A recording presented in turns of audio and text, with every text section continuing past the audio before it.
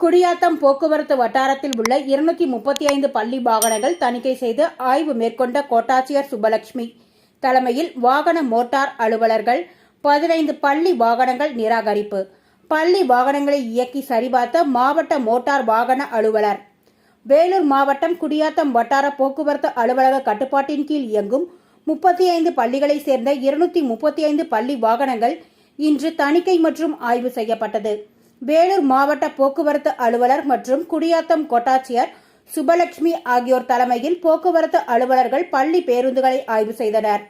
குடியாத்தம் தீயணைப்பு மற்றும் மீட்புத் துறையின் சார்பாக எதிர்பாராத விதமாக ஏற்படும் தீ விபத்துக்களை எவ்வாறு கையாள்வது, மாணவ மாணவிகளுக்கு எந்தவித பாதிப்பும் இன்றி தீயை அணைப்பது என்பது குறித்தும் செய்முறை விளக்கம் கொடுக்கப்பட்டது.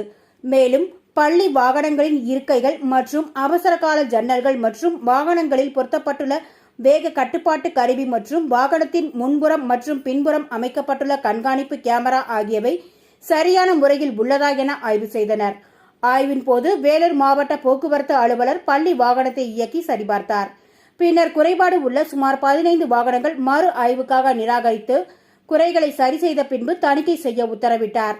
பின்னர் பள்ளி வாகன ஓட்டுநர்களின் கண் திறன்களை கண் மருத்துவர் கொண்டு ஆய்வு செய்தனர். குடியாத்தம் பகுதியில் உள்ள தனியார் தொழில்நுட்ப கல்லூரி விளையாட்டு மைதானத்தில் அனைத்து பள்ளி வாகனங்களையும் வரிசையாக நிற்க வைக்கப்பட்டு வாகன ஓட்டுநர் மற்றும் நடத்துனரின் உரிமங்கள் சரிபார்க்கப்பட்டது.